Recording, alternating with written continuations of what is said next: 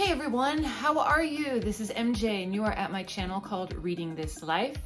Today is Tuesday and I'm going to do a tag.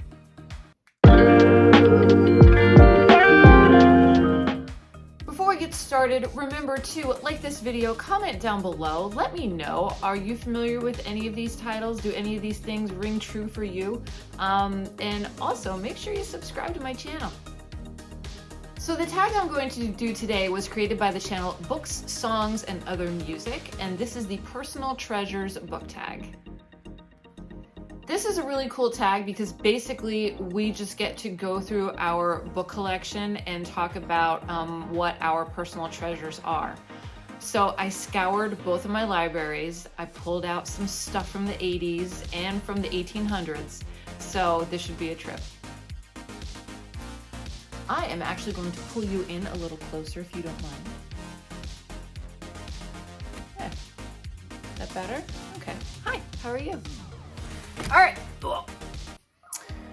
Okay, so I don't have any of these in any particular order. So we are just going to go through them as I have them stacked, I guess. So the first two books that I have it's basically my father's favorite book. My father passed away over a decade ago, and he would always tell me when I was younger, did you ever watch the movie? You should read the book. It's a really great book, blah, blah, blah. And I kind of just, you know, when you're a kid, you just put those things off. So I told myself this year, I'm gonna read it. I don't know if I'll watch the movie or not, but I'm absolutely gonna read the book. So it is A Lost Horizon by James Hilton. This is a paperback copy that he had. And this is from, don't even know. Oh God, the story came out in 1933. This was printed in 1960. So this is a copy from the 60s. And I was at an estate sale and I found a Reader's Digest version. And it's one of those things where you're at an estate sale and you find something that you know means something to somebody else, like you're meant to be there, if that makes sense. So when I found this, I was like, oh, I just, you know, it's a sign that I'm supposed to get this book. So, Lost Horizon is a story about a plane crash, and the people that survive are they're in Tibetan wilderness. So I'll read you the little blurb. Deep in the forbidding Tibetan wilderness, a plane with 4 passengers crashes near an ancient and uncharted lamasery. But their arrival in this land of eerie beauty and total tranquility is no accident. Here is the fantasy classic that put Shangri-La on the map of our imaginations. James Hilton's timeless tale of mystery and wonder, Lost Horizon. So, my dad's birthday is in October, and I'm going to put this as the #1 book I'm going to read in October, and that's Lost Horizon. So that's #1. I'm going to try and do this video without making any cuts, so we're going to do one take. We're going to try. All right, second, these are my grandfather's. I never met him because he was really, really old. Not old, but he was gone way before I was born. So this is, I think they gave these out to kids in school. I don't even know what that says on the bottom. Oh, this is called Painstaking. You can see that. And this is a story for the young. And in grade school, they used to give them out to kids. So this is actually my grandfather on my mother's side. It's a little inscription. And it says, presented to my grandfather as awarded for keeping head of his class in arithmetic from January to June. So he was a little smarty and they gave him a book. And basically it's a storybook, very thin, but very old. Never read it, but there's little pictures and such. I mean, it's old. Like I said, I never met my grandfather. This has to be over 100 years old. Easily. Yeah, so that stays in my little personal collection. And I also have, I believe it was also from my grandfather. This is a great copy. This is you see that. The Three Musketeers. I do not know the copyright of when this was published. It's from the Reader's Library. Kingsport Press. There is no date that I can see, and I don't want to go through the pages because it's pretty delicate. So this is another one. I've never read The Three Musketeers. I probably should, but this is just a great small copy with a beautiful cover. So I hold on to this one too. So that is a treasure. All these pretty much are treasures. Okay. So we're still going down the family history. This is probably my grandfather on my father's side. Start drawing an ancestry chart. This is my personal Robert Burns poem book. Little pocket has all of his poems and songs listed in there. And one day I'm going to be at Burns Night and I will have this with me. Maybe next year, maybe the year after, but I will be there. So that is my Robert Burns copy. Okay. Now, I'm not gonna open this because it's decaying, but this is the complete works of Shakespeare. I do not know how old this is, but it is old. The pages are brown and falling apart. Yeah, so I'm very, very delicate with this. I don't know when the copyright is on this. This is ancient. Here's just like, there's etchings in it. Woo. Here's The Tempest. Let's see. Yeah. So this is an awesome book, and I just try and not move it from the shelf downstairs too often, but I wanted to share it with you. This one is another ancient copy.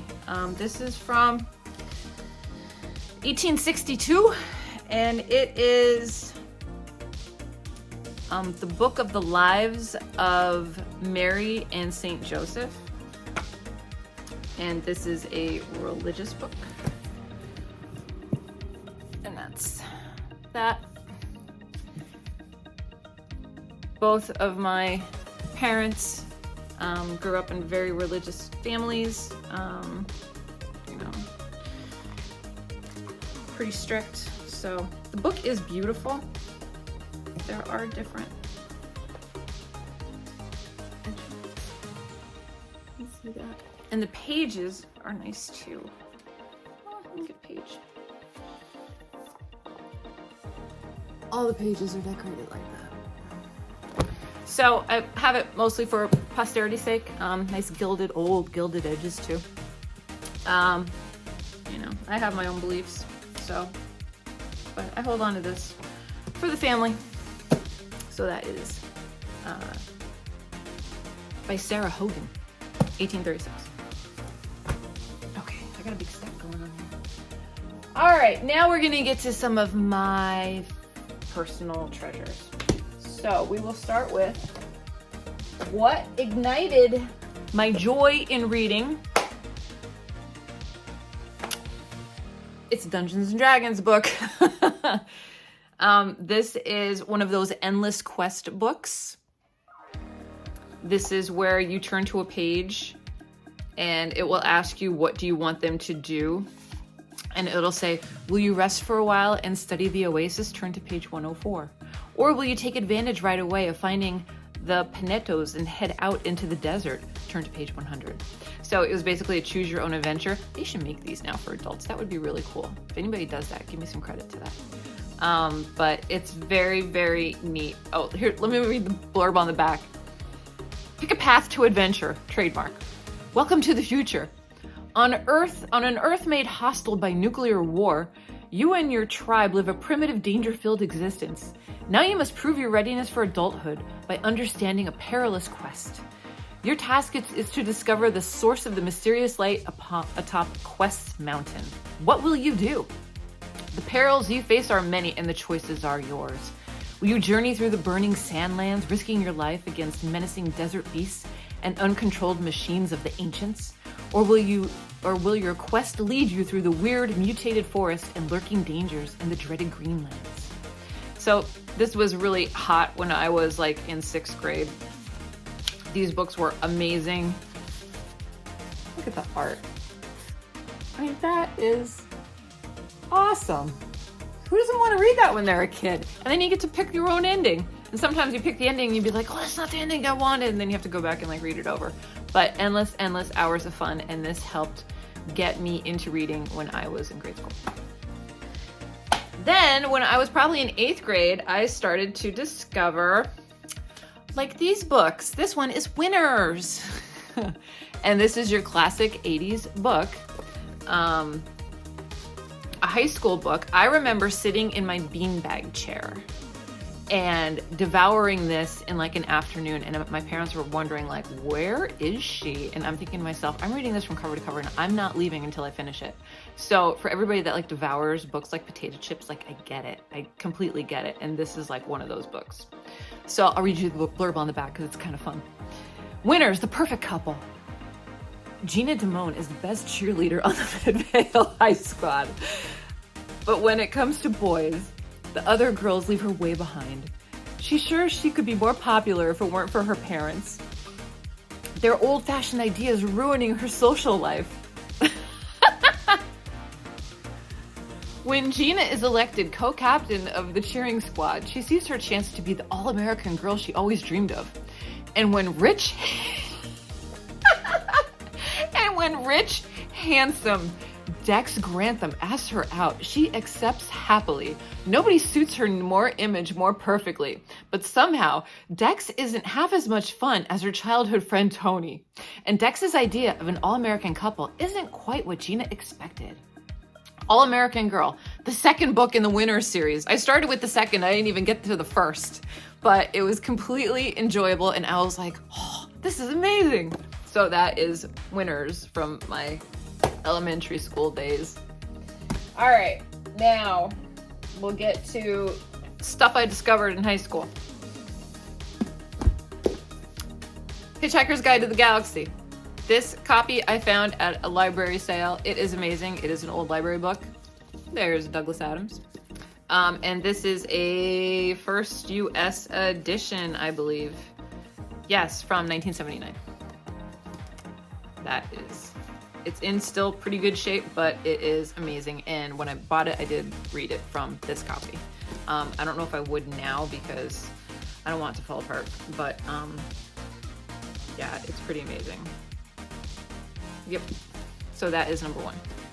Second one that I found, I don't think it was the same library sale. Well, it was the same library sale, but it was a different year. I found a first edition of the Silmarillion from J.R.R. Tolkien. And this again is a library copy. $10.95 was what the original price was. I probably paid $1 for it.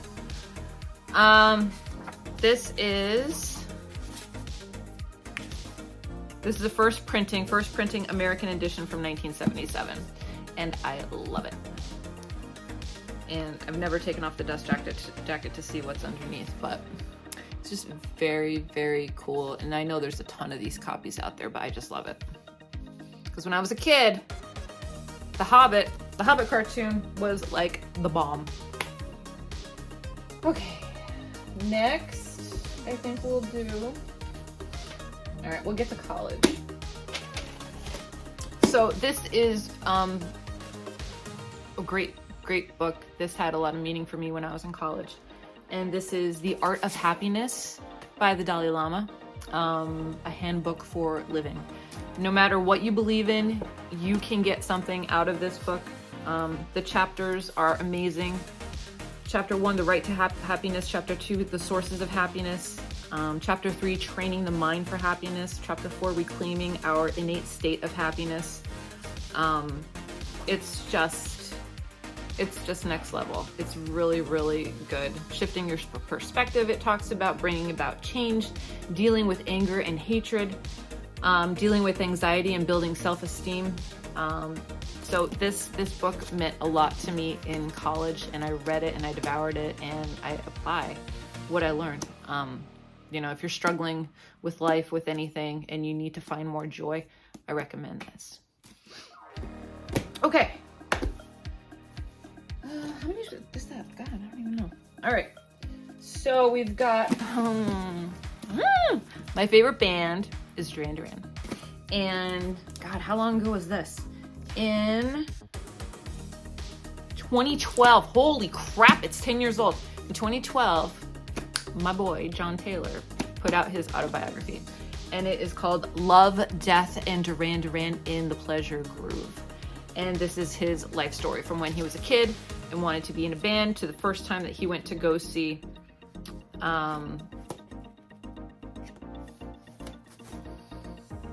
Roxy Music. And there are pictures in here from that time. My favorite time, the 80s. They probably had the Rum Runner there. Talks about his struggles with drug and alcohol addiction, his struggles with relationship, when he left the band, when he came back to the band, and that's the John we all love and know.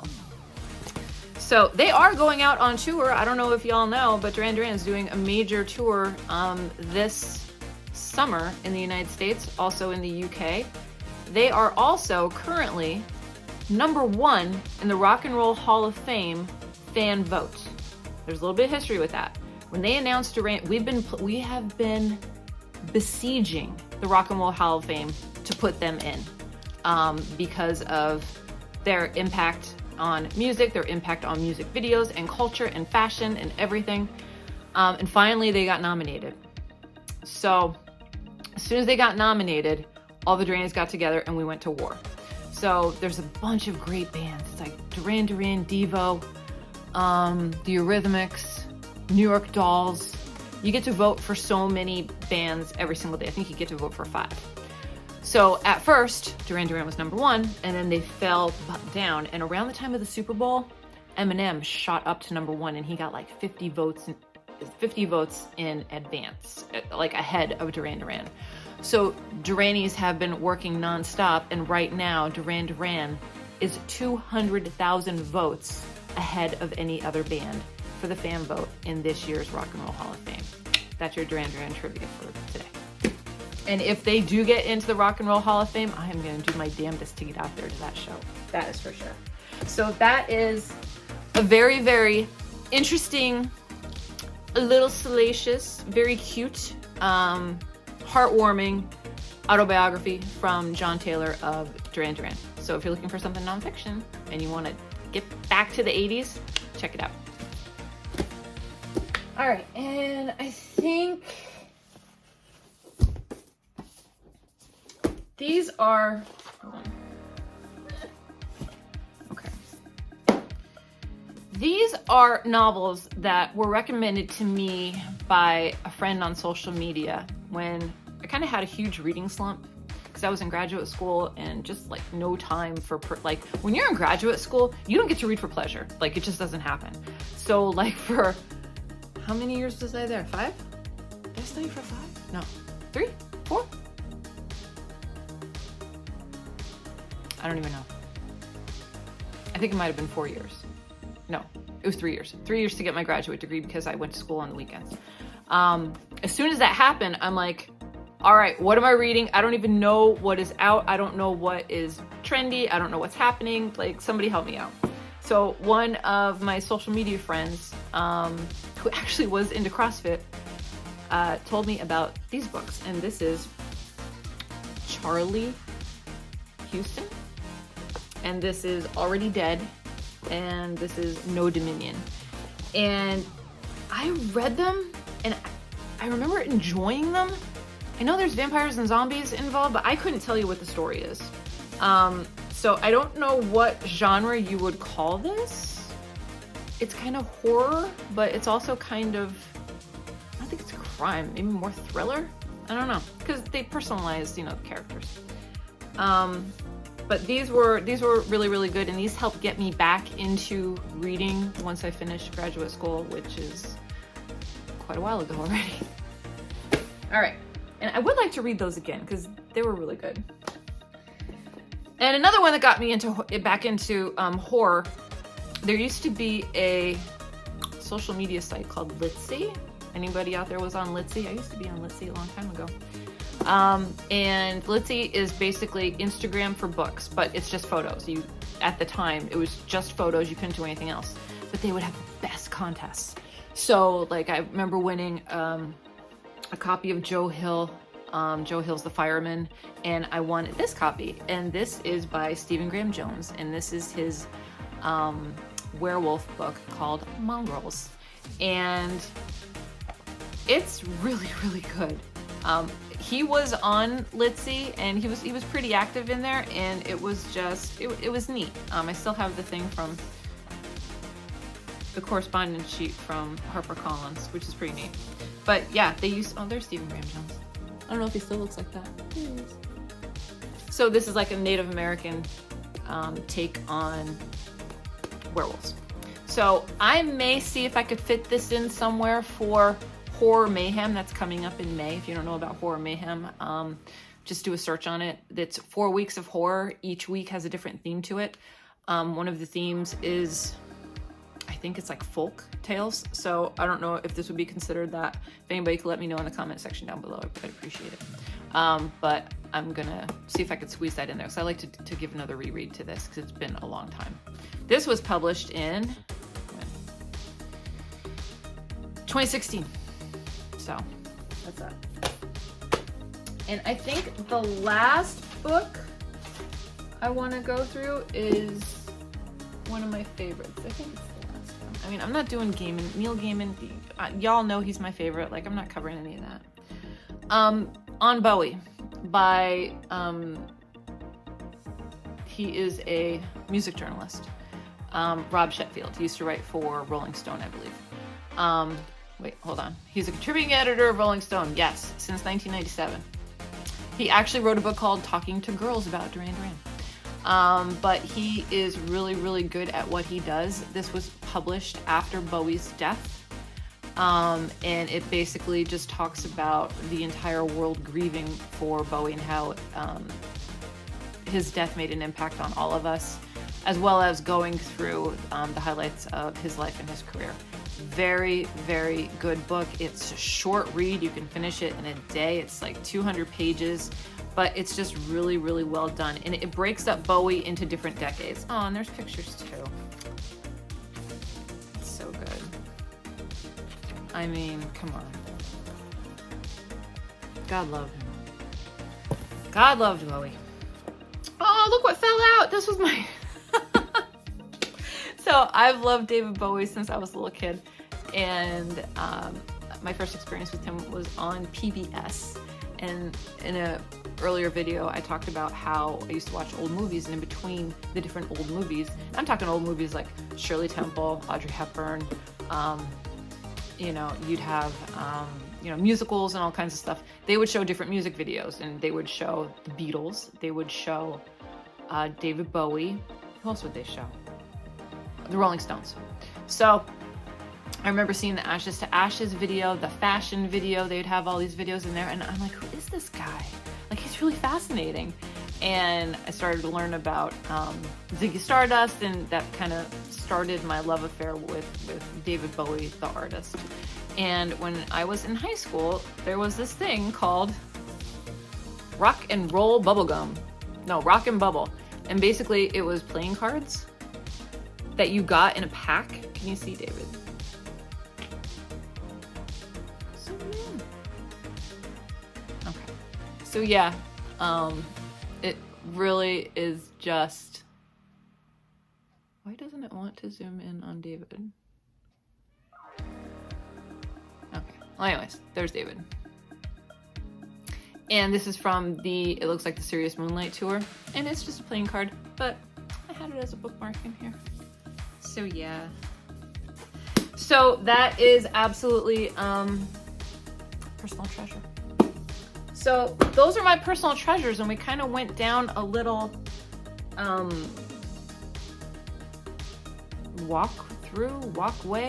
sidewalk tour of my reading history and family impacts in my reading and how I got to be the reader I am today, I guess.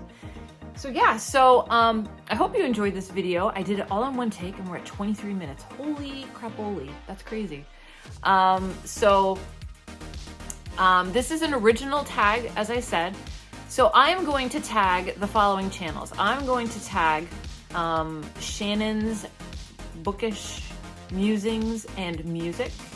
I'm going to tag the channel Enter the Book. I'm going to tag Jess at her channel. I'll leave it linked below. And I'm also going to tag Latasha.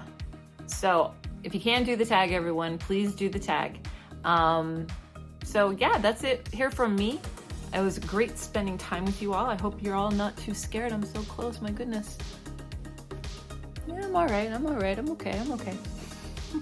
All right, so I hope everyone is staying safe and well. Make sure you are eating well and taking care of yourself. Get some sleep. Make sure that you have enough energy to take care of yourself as well as your loved ones. And as always, until next time, goodbye for now.